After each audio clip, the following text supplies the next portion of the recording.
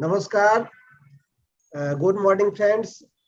Warm welcome to the 4-day Foswal Literature Festival with participation of BIMSTEC countries, Bangladesh, Bhutan, India, Myanmar, Nepal, Sri Lanka, and Thailand, which is being organized online by Sahitya Academy and Foundation of SARC Writers and Literature.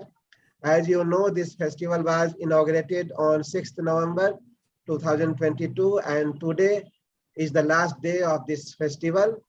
You all have much enjoyed the different sessions of poetry reading, reading of fiction, and presentation of papers on various topics. Now, this is the 17th session of the festival devoted to fiction, which is being chaired by Srimati Renuka Singh from India. And we have with us 4 other fiction writers, Sri Faridur Rahman from Bangladesh, Sri Balbir Madhopuri ji from India, Sri Namdev Tarachandani ji from India, and Sri Simran Dhaliwal ji from India. And this is our pleasure that we have with us Srimati Ajit Kaur ji also, who is the president of Foswal. Now may we start the session, and may I request at the beginning to read out his fiction, piece of fiction, Sri Faridur Rahman ji from Bangladesh. Thank you very much. Good morning. Very good morning to everyone. I'm going to read 2 very short stories. These are actually nowadays known as flash fiction. So hopefully I'll not take more than 12 to 14 minutes. 2 shorter stories. The first one is Hunger. After about 35 years, the school friends met for a chat. The reunion of some mature people attended by doctors, journalists, engineers, businessmen, and also one scientist who came to the country for a short time. A poet was sitting in a corner of the room, hiding from almost everyone's eyes. The chatter of old friends was naturally quite lively. At one point of the conversation, laughing, joking, the scientist said, "Today I'll tell you about a strange and wonderful but desirable discovery." Everyone present looked at the scientist with great interest. After looking at everyone's face in silence for a while, the scientist revealed his amazing discovery. Within the next 3 months, there will be nothing like hunger in the world. Did your president provide food for hungry people around the world? Question from the business friend. In fact, human will not need any food. Is the application of special chemicals of certain enzymes to the human body, or an amputation, or maybe transplantation through surgery?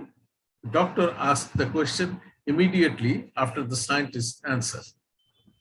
Neither of these 2, replied the scientist fondly. Have you studied its feasibility and sustainability? The engineer this time wants to know. Of course, such a major discovery would have impact on agroeconomy, trade and commerce of the world, and in a wider sense on the entire society, environment, and state system.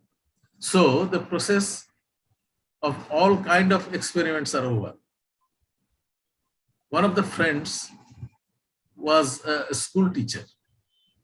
He expressed his relief without asking any question and said, "Now I will be saved from the trouble of buying rice, lentils, oil and salt, potatoes and vegetables.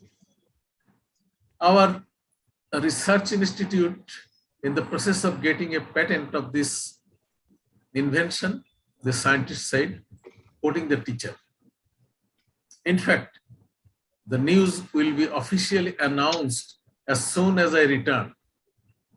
It will take only 90 days from now for the results of this remarkable invention to be effective all over the world. The speech of the scientist's friend ended with applause of all friends present with the words like, well done, great, congratulations, etc. The unseen poet muted after something what he said was not heard by anyone. The poet committed suicide 89 days after the scientist's friend returned to work from vacation. A note was found next to his body. It says, what is the point of living if there is no hunger in the world? This was my first flash fiction. I'm going to read the second one. An angel. The city of Pyrgos in southwestern Greece is quite small. There is no public transport. The whole city can be reached on foot. Arriving in Pyrgos, I was looking for a local acquaintance at the end of town in the evening. At the beginning of December, the incident of winter has started to increase and evening has come down much earlier. The street is absolutely deserted. Just when I gave up hope of getting help, a tall man in black overcoat and black hat appeared as if floating in the air from the dark alley on the left. I don't know Greek. While I was wondering if I would start in English, the gentleman said in plain English, you are probably looking for something, maybe a place or a person. Right you are. I am actually looking for the graveyard. Really? The gentleman laughed, pulling down the black hat off his head a little. He said, the graveyard is for the dead. You must have not reached the time to go to the graveyard yet, to the graveyard. No one can say when one has to go to the cemetery. I also made a little joke without telling him that I went out in search of an old friend of mine near the graveyard. After death, from reaching the cemetery to the funeral, and all responsibilities are for the living. Even if you want to, you cannot step into the grave. In fact, I am a newcomer to this town. I want to reach an address near the graveyard. After thinking for a moment, he said, walk straight for 3 minutes along the road that entered the forest on the right. You will find the Anglican church on the left and the graveyard next to it. And if you want to go to the Roman Catholic cemetery, walk back to the city for 5 to 7 minutes, you will find the largest cemetery in the city. I was a little curious, asked, is there no Muslim or Jewish cemetery here? There is also a cemetery with Jewish synagogue, but there is no Muslim graveyard in this city. After a pause, he said again, synagogue, churches, mosques, and temples are all the problems of the living being.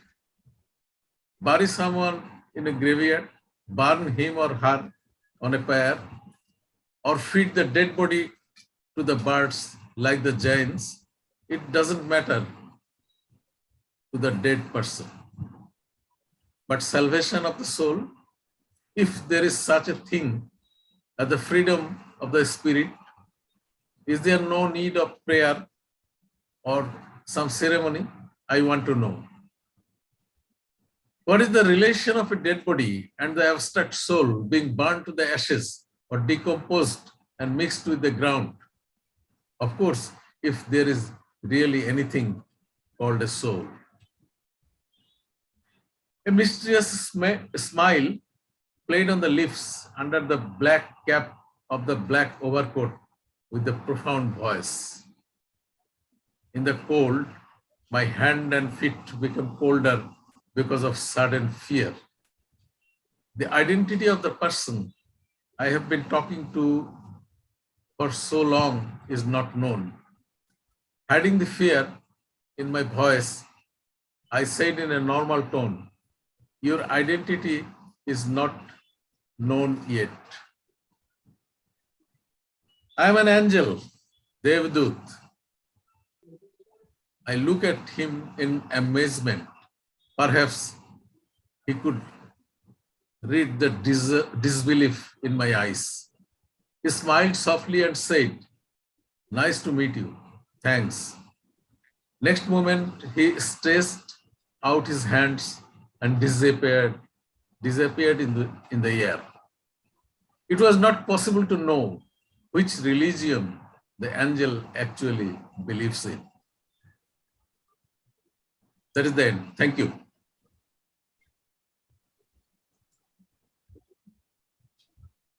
Marvelous. Prindu Rahman. Yes, please. Marvelous. Thank you very much, Faridur Rahman ji. And Okay. Thank you. now may I request Sri Balbir Madhopuri ji for his fiction. Okay. Good morning to everybody. I will read 2.5 pages from my autobiography, Shanga Rukh. It is originally in Punjabi and translated by Tripti Jain and published by Oxford University Press in 2010.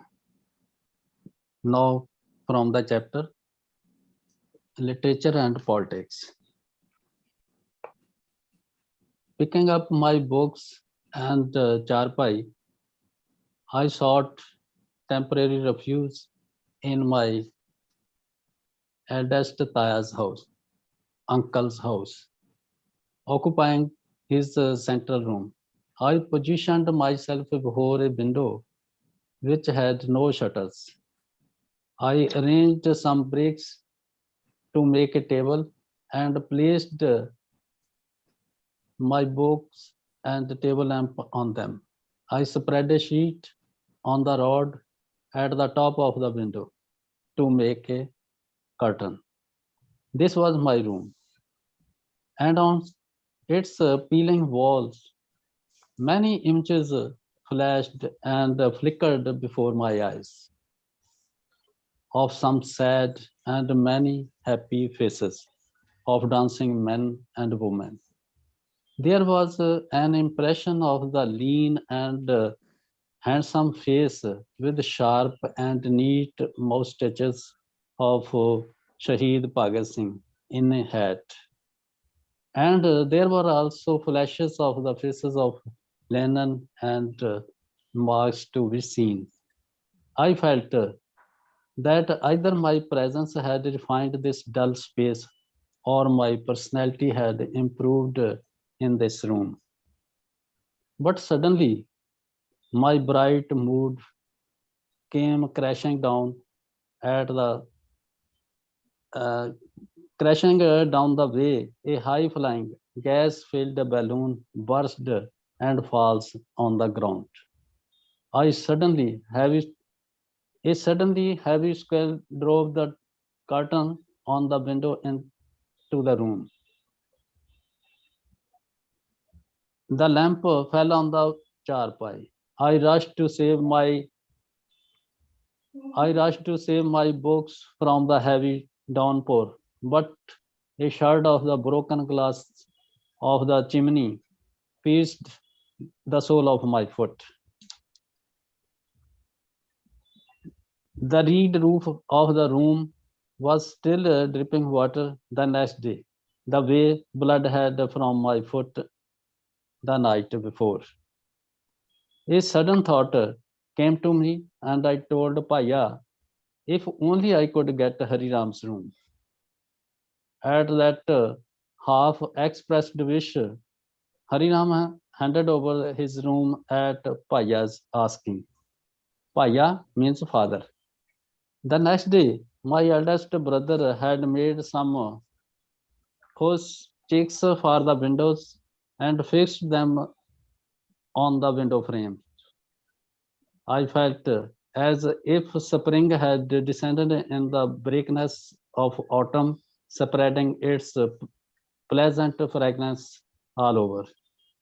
I became so attached to this room that I would visit at least once every day, even in summer, when I was out in the wheat fields harvesting or planting maize or weeding sugarcane. As I sat and read some book or the other for a while, all my weariness seemed to drop away from me. Gradually, my connection with home became restricted to my meals or doing some work that I had been asked to do. Paya would suddenly descend on my room for inspection. He would ask, do you study or are you sleeping most of the time? Listen to me carefully. Poetry is not going to feed you. First, pass your BA, then you can write whatever nonsense you want to. As I heard this warning, I thought of the day I had asked him for money to buy a pair of shoes and had instead returned with some books that I had brought at the Russian literature exhibition at the Punjab Book Center in the college. I got involved in the sort of literature, and I would often spend all the money I could spare on Marxist publications. Maxim Gorky's mother and his autobiography left me shaken. I read out some parts of it to my family and my uncles and aunts. Sometimes I was so moved by the books I read that I would cry, and the other times feel elated at a man fighting so successfully against the heaviest odds. During those days, I was attached by the communist ideology and the party. I was deeply impressed by the initiative taken by Soviet Union for world peace and the efforts it made to create a strong support for the third world countries. By organizing rallies, sit-downs, demonstrations, processions, and meetings, I would listen to the long discussions of the comrades on various international issues. As my interest grew, I wanted more information, and I would read socialist literature and try to understand many public issues. Ultimately, I became an active worker of Indian Communist Party when I was about 20 in 1974-5. Regular meetings of the village cell and the block level cell were held, and the different problems of peasants and landless workers were thoroughly discussed. I participated eagerly in these discussions problems that had a bearing on all, such as population explosion, rising prices, and unemployment were discussed. But suddenly, I would focus on it would focus on your people, your community, Adi Dharmis, and other such words. A Jimidar comrade would then intervene. Don't aggravate the situation, forget caste, and talk about class. When economic conditions are the same, then why talk about caste? Land reforms were also discussed on the working class comrade suggested our senior members should ex- exert pressure on the government for these reforms. I do not agree with the party line and reservation should be based on the caste. They should be based on economic conditions. There is also the need to relate it to the merit. Comrade Sharma tried to give a new direction to the discussion. The proletarian, which is the vanguard of the revolution, we are trying to create, do not have even human rights. What do they have? Except social inequality and social distress. How many of them are educated? How they have many jobs? The government has certain rules, norms, and for sections, and unless they meet those norms, which they cannot, they cannot get jobs. Second, tomorrow, if they were to say, keep your jobs and give us lands, and they would be they should stop taking the double advantage of the take of retake. That will be people do. We do not keep discussing the added. Intercaste or love marriages should be encouraged. For that alone, many help created a social inequality, social equality. No Jews, only 2 minutes more. Uh, no Jews churning water. Don't waste time discussing what is impossible. Land is land is a judge's life. It is for our leader to think about land reforms, not for the likes of you and me. This was one of our Jimidar comrades. The real question is how many people are you taking for the demonstration tomorrow for the 24-hour supply of electricity and increase the subsidy? Our leader would try to wind up the discussion. The true reality of the social system was revealed within 6 months of my becoming active in the party ranks. One of our senior and prominent comrades left the party at the behest of his inner voice. He intervened the Sikh baptism ceremony by taking the Amrit and began wearing the baldric of his kirpan over the shirt. I tried to woo as many from our country yard for the party, and I could, as instructed by the party. I read Russian writers such as Dostoevsky, Gogol, Sholokhov, Chekhov, Aksar Mukhtar, and Changiz Aitamatov, and was deeply impressed by them and the characters they are created.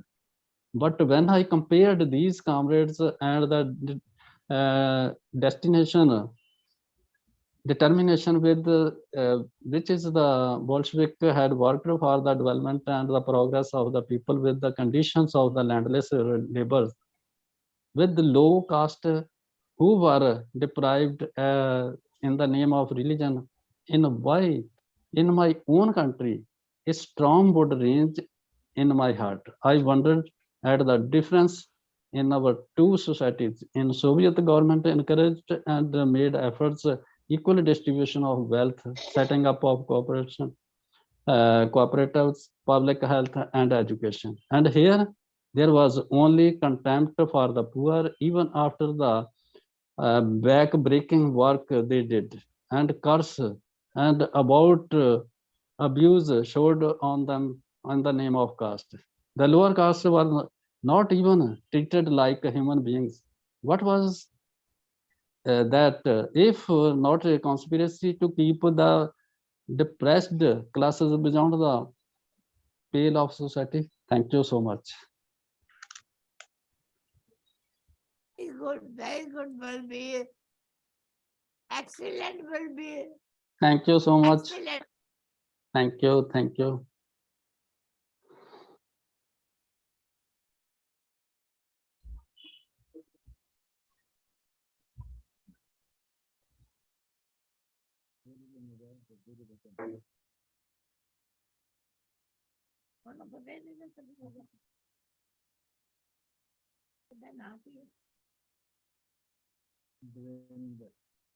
Devinder ji. Devinder ji. Thank you very much, Balbir Madhavpuri ji. Friends, now may I request Sri Namdev Tara Chandani ji, who is from India, to present his piece of fiction.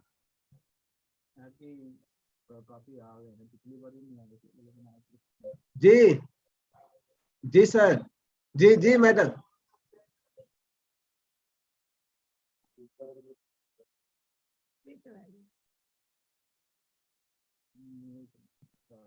Hello नमस्कार नमस्कार आवाज आ रही है आ रही है आ रही है thank you I am Sindhi writer. I write in Sindhi language.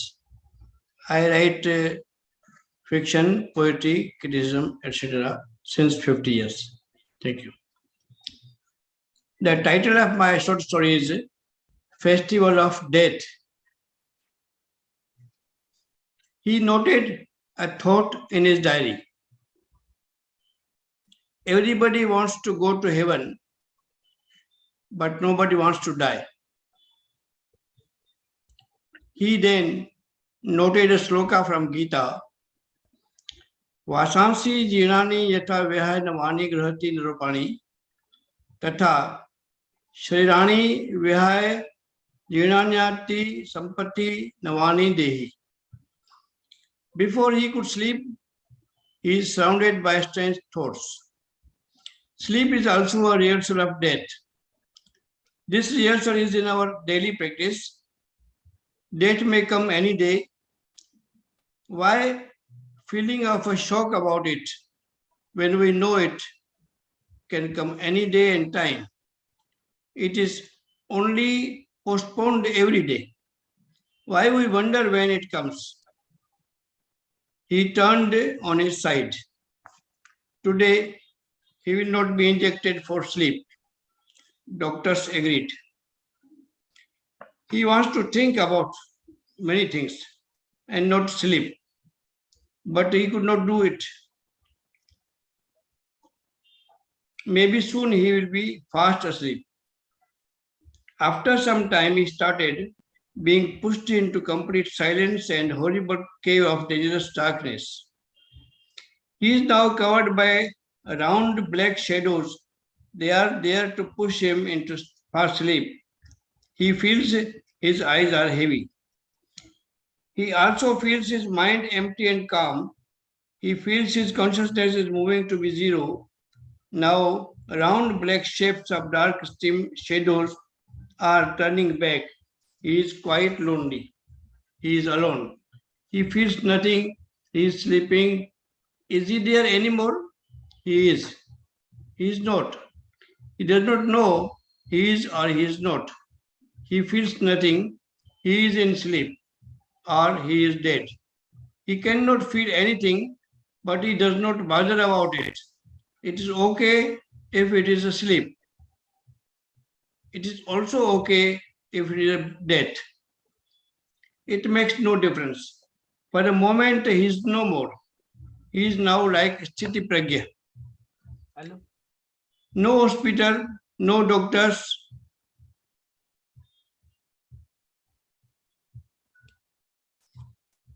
No hospital, no doctors, no nurses, no light, no darkness, no fan, no AC, no door, no room. Nothing. He feels just as he was given anesthesia a short while ago. With an idea of operation to be operated, he feels the same again. He is now sleeping. Doctor has come on a special visit to see him. thinking that sleep is more important for a patient, so he does not disturb him. He noted some instruction on case paper and left it near his pillow. He saw a diary kept by a pillow.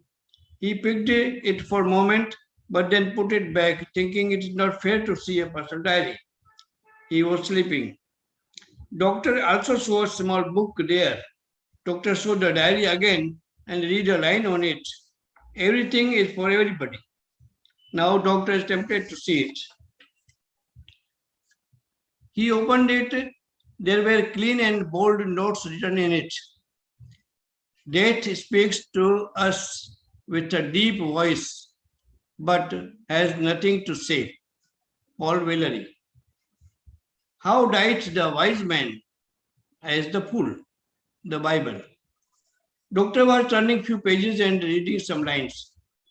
To die well is to die willingly. Seneca. Doctor said, good, smilingly. He turned more pages and read. By medicine, life may be prolonged, yet death will seize the doctor too. Shakespeare. Doctor is slightly shocked. He distracted Shakespeare. He put the diary there and gently left the room. He instructed ward boy sitting out of the room to allow the patient to sleep. He felt a little guilty about opening someone's diary, though it was not a personal diary. Late at night, his brother came along with his wife to see him. Ward boy informed them about doctor's instruction. They went away silently after a careful look. At very late night, he awoke. There was nobody in the room. Slowly he got up and went to bathroom. He took a little water and then tea from thermos. He remembered that he asked the doctor if he can eat little biscuit. Doctor replied, yes, why not? He then asked the doctor if he had heard a joke related to doctors. Doctor asked, which one?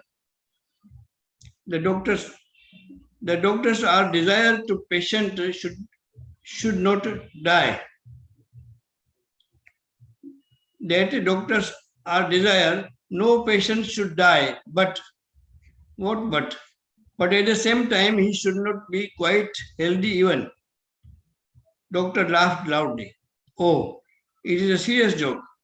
Doctor said, but I have reply for it. We charge heavily so that we can afford and the patient can be all right. Good. So we must pay happily. Doctor left the room with a smile as usual. He again wanted to sleep. Probably he was dreaming after some time. He tried to confirm his dreaming. He was hearing some voices. One new voice said, sometimes patient sleeps in coma in such condition. He could not understand who is thinking for whom. He moved his hand. He was not in coma. He tried more movement, but he failed. He felt like his feet are tied. His hands were heavy. He tried to remember few things to confirm that he is not in a dream. He remembered that yesterday he noted a diary. To die well is to die willingly. But he could not remember who had said it. He started thinking again. He liked the word willingly. Is it like a death wish? Is it a better form of suicide? He thought, death is big full stop. After death, nothing is left. For a man, after death, whole universe is dead. And Gita is giving a psychological support to face it. How a death can be without painful situation. To die well is to die willingly. This can be solution. Die well, acceptance of death. Is not there any authentic way to exit from existence? He confirmed that he can think. He can think, so he is alive. He remembered a Saint Vinoba Bhave stopped eating and also rejected medicines and accepted death willingly. Many Socrates liked to drink poison of their favorite flavor. Osho Rajneesh called death is to be celebrated as festival, not as grief. Tradition of the grief makes death like a horrible thing. He must have given his thought to make death a lighter thing which can be faced easily. He again started thinking why he is not feeling any pain, not listening anything, not smelling anything. Is he dead? Can any think after dying? Why he feels himself no so weightless? Is time reached for changing the old clothes? I may now go in any other body. It means somebody else, a small baby, anywhere in the world. But how it can be me? What about my me? But how it happened or not? Is it a dream? Is it coma or full stop? I can think, therefore I am. I am unconscious. Why I do not cry? Why I am silent? Everything is paused. Everything. Atmosphere, universe, nature. There is no movement. Nowhere. Nothing. Only long silence. Time is stopped. Suddenly he listened the sound of drums in very low volume. Some other sounds of strange instruments also listened with drums from far away. Some dark black round shapes or shadows started to move. He feels his head heavy. There is movement of coming and going here and there by some objects or on surface of mind. He feels all such black shadows are running around him. They are giving black and white signals to each other. There is now a shining spot, lighted for a moment, like spark. Now again silence is restored. Black shadows are marching fast to each other with sound of drums. They are like dark black and bigger shapes, maybe unclear shapes of shadows of human bodies, but there are no faces and feet. He can also listen very slow sounds, or it may be illusion. But why rest of the world is lost? Why they are talking so slowly? Why they are coming and going in opposite sides? What are these black shapes? Oh, someone is lifting me up. I am lifted up, now kept back on earth, now pushed somewhere, again lifting up, putting down again. After a long pause, now he is feeling pain. It is good to feel pain. I suffer, therefore I exist. I am feeling something like pain. It means I am living. I am still living. Yes, now I can listen to some voice. But why they speak so slowly, cannot understand anything. Again, all went silent. Now again, sounds restarted. Probably they must have given anesthesia to me. Again, they must have undertaken surgery again. He feels like he is regaining consciousness. Doctors were waiting for his consciousness. With consciousness, he starts recollecting the memory sparks. He quickly understands that death is postponed again. He becomes a little sad. He may now to face the death sometime later, somewhere, somehow, not known. He was yet not in fully conscious condition. He could not utter the word. He was sad about all mental preparation to die had vanished. His strange thinking process was again reactivated. He may need to live again for some time more, but now he can die willingly. He remembered he had written one note in his diary. Natural death is a human defeat before nature. Harish Vaswani. Now perhaps he can die with his own wish. To die well is to die willingly. He now could remember almost all things. He had also written in his diary, death observes no ceremony. John Wise. Now he will not make it a day of grief, but a day of festival of death. Thank you. Very nice. Very nice story. Very nice. Thank you, madam. Thank you.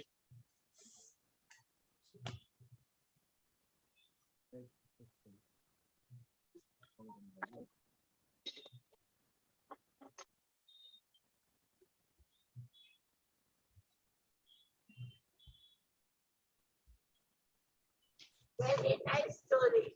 Very nice. Thank you, madam. Thank you. Thank you very much, Namdev Tarachandani ji. Friends, now may I request Sri Simran Dhaliwal, who is from India, to present his piece of fiction. Thank you, sir. Good morning to all of you. I belong to a historical city named as Patti in Punjab.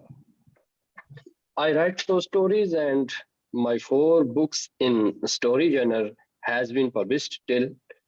Not being particular about my personal life, I would like to share my story during a later time. This story titled as Ramchand Postman. Let's go through it. It had been drizzling since the morning. Despite the rain, Ramchand delivered mails nearby. Then he went to the post office. After exchanging a few words with the fellow clerk Rampal and the boy named Sudhir, he departed for home. As soon as he reached home, he took out the remaining mail from his box and put them on the table. The rainwater did not enter into the bag, but mails were damp. It's raining heavily, muting to himself. Now his thoughts diverted to money order containing 300 uh, 3005 rupees. He did not deliver it because of rain. He knew to whom it belongs, but still he started reading the address given on the money order. Balveer Singh, son of Ashok Singh, house number 32, Bank Street, Shantinagar. The sender's address was given below. It was Balveer Singh's son, Mahavir, who was working in Assam. Poor Balveer would often ask about the money order. Heavy rain did not let me step out. Otherwise, I would have delivered it by now. Repentant Ramchand. Last time, when he went to deliver his mail in the area where Balveer Singh resident, Balveer Singh, soaking in the sun, called him as soon as got sign of him. Come over, Ramchand. Sit under the sun. It was first week of January and the temperature was below zero. Ramchand could not resist the temptations. He went and sat on the chair next to Balveer. I am expecting a money order, Ramchand. Elderly Balveer Singh sound intense. Where from? Ramchand exclaimed. Ramchand had known Balveer Singh for the last 20 years. He had not received any letter from anyone. Then, now come he was accepting, expecting a money order. My son Mahavir is working in Assam. He will send, said Ramchand. He promised me that he would send me his first salary. It will bring sweets. I will bring sweets for you. Balveer Singh was running a key making shop near the post office. He would often stop at him shop and chit chat. The money order reminded him of many things. When his wife Geeta and he moved to the city, he knew a few people over there. He got transferred to a place which was quite far away from his native village. For many days, they felt alone, but the passage of time, Geeta started mixing up with the neighbors. He soon started exchanging cooked vegetable. Ramchand would go out and deliver his mails. On his way back home, he would purchase initial items from the shop. After 2 years, they managed to buy a small house in the village. Maybe this house and village turned lucky for us. We might also have better relations with the world. They do not have any child. Geeta always desired for one, but no one can understand the mysterious way of God. Geeta died with disease. Now Ramchand was alone in the world. He did not have anyone to rely on. His relatives tried to convince him to remarry, but he decided not to marry again. What are the benefits of marrying in the Middle Age? He had been alone for many years, but now he was known to people. He was known as Postman Ramchand. Suddenly, he had a craving to tea. He lit the stove and put the pan filled with water on the stove. He brought the water to a boil, then added a pinch of tea powder. When the water came to the boil, he put milk into it and started to wait. It was still raining outside. He opened the refrigerator and found out there were no vegetable. Since morning he had been thinking to buying some, but the rain made him forget everything. His medicine of knee pain had already run out, also Balveer's money order. This pending work make him sad. Next day, clear sun was shining in the sky. Ramchand reached the post office. After chatting for a while, he set off the Shantinagar. I should deliver the money order first, then deliver the letters. He muttered to himself. The money order, which was about to deliver yesterday, had made him uncomfortable. As soon as he turned toward Balveer's street, he came across the huge crowd. Behind them, two boys were carrying things needed to perform last rituals. Of the two boys, one was Balveer's nephew. House, uh, Balveer's house was at the corner of the street. Ramchand could see the people standing in his yard. It is Balveer Singh. He shuddered at this idea. He left this word waiting for the money order. He muttered to himself. I would not have melted under rain had I come yesterday. I had been very devotional toward my duty so far. Ramchand recalled his father's wise word when he was joined his duty as a postman. His father advised to him to deliver letters on the time. He knew that Balveer Singh was suffering from lung problem, but he did not idea to getting this bad news so early.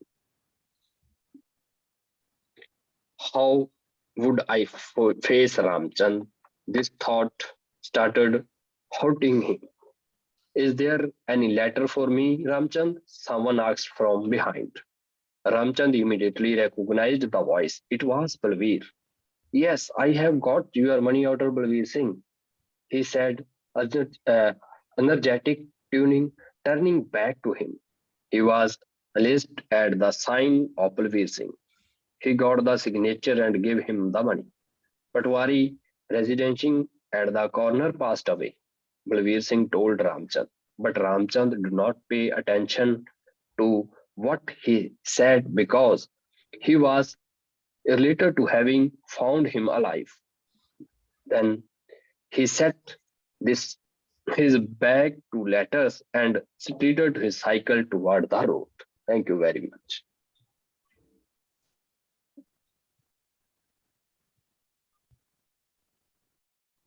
Thank you very much, Simon Dhaliwal ji. Now may I request Dr. Renuka Singh ji, who is chairing this session also. Dr. Renuka Singh. Yes. Good afternoon to everyone.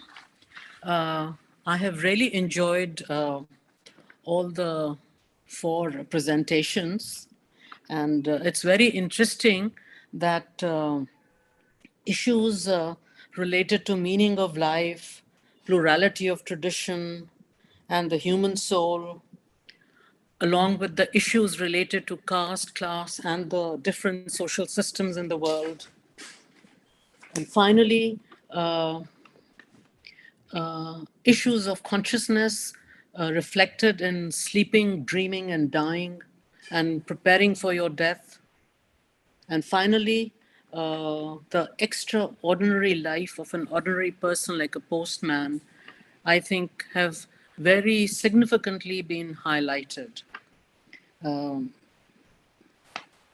going to make a presentation, an excerpt from the book by His Holiness the Dalai Lama, The Universe in a Single Atom. And I'm going to read out the conclusion. And the theme of the conclusion is science, spirituality, and humanity. And this conclusion, I think, touches upon all the issues which have been picked up by the previous speakers. Looking back over my 70 years of life, I see that my personal encounter with science began in an almost entirely pre-scientific world, where the technological seemed miraculous. I suppose my fascination for science still rests in an innocent amazement at the wonders of what it can achieve. From the beginnings of my journey into science has led me into issues of great complexity, such as science's impact on our understanding of the world, its power to transform human lives and the very earth we live on, and the awesome moral dilemmas which its new findings have posed. Yet, one cannot and should not forget the wonder and the beauty of what has been made possible. The insights of science have enriched many aspects of my own Buddhist worldview. Einstein's theory of relativity, with its vivid thought experiments, has given an empirically tested texture to my grasp of Nag Arjuna's theory of relativity of time. The extraordinarily detailed picture of the behavior of subatomic particles at the minutest levels imaginable brings home the Buddha's teaching on the dynamically transient nature of all things. The discovery of the genome all of us share throws up great relief the Buddhist view of the fundamental equality of all human beings. What is the place of science in the totality of human endeavor?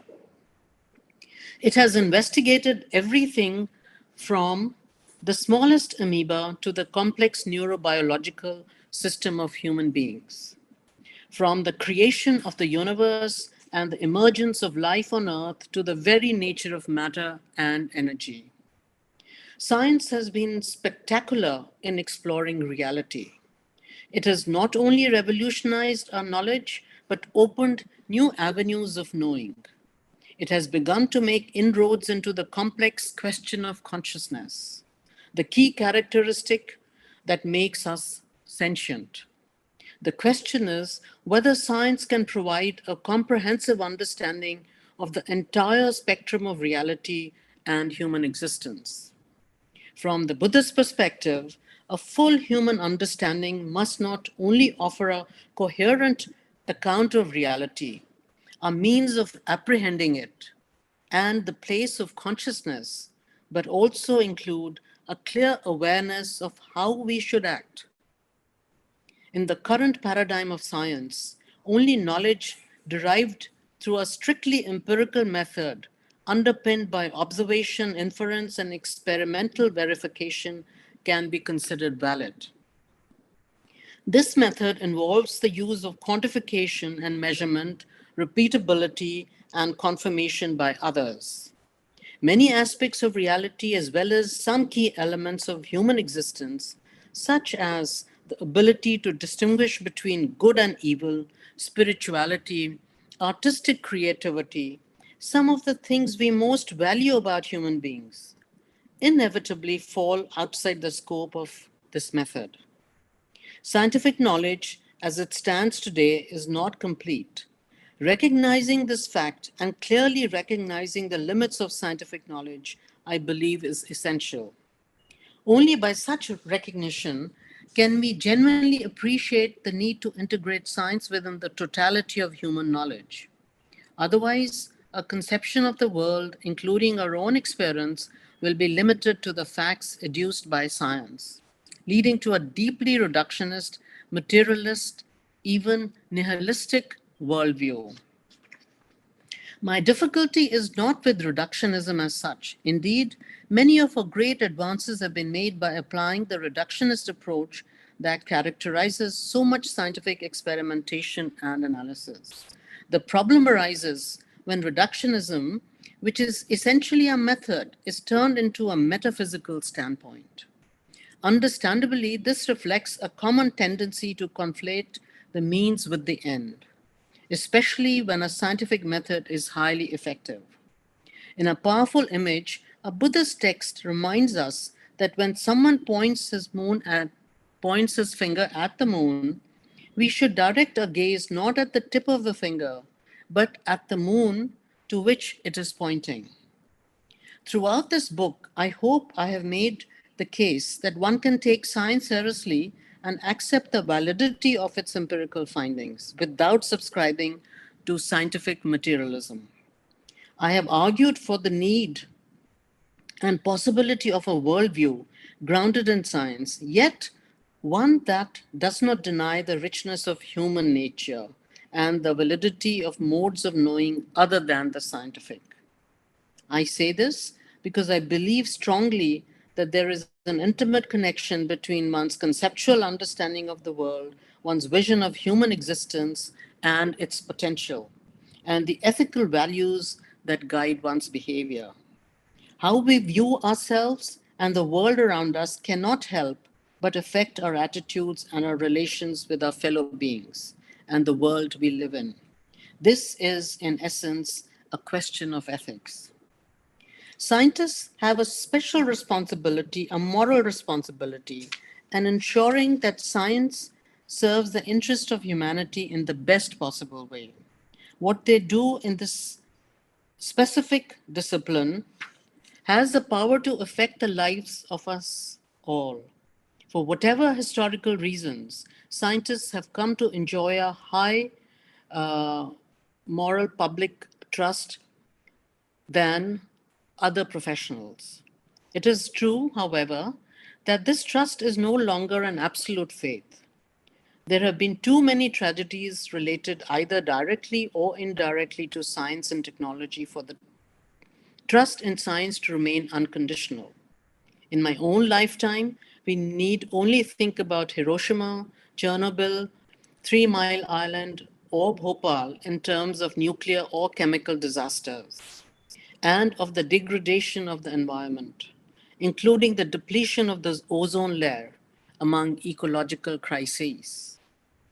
My plea is that we bring our spirituality, the full richness and simple wholesomeness of our basic human values, to bear upon the course of science and the direction of technology in human society. In essence, science and spirituality, though differing in their approaches, share the same end, which is the betterment of humanity. At its best, science is motivated by a quest for understanding to help lead us to a greater flourishing and happiness. In Buddhist language, this kind of science can be described as wisdom grounded in and tempered by compassion.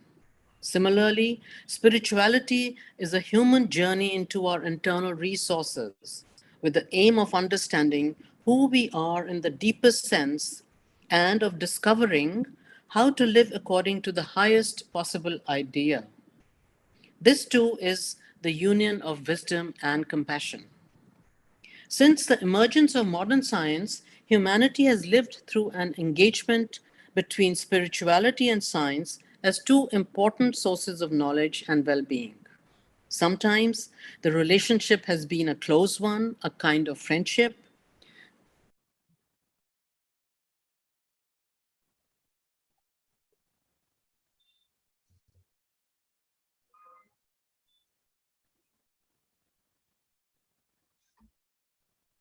Madam unmute unmute कीजिए, mute हो गया है.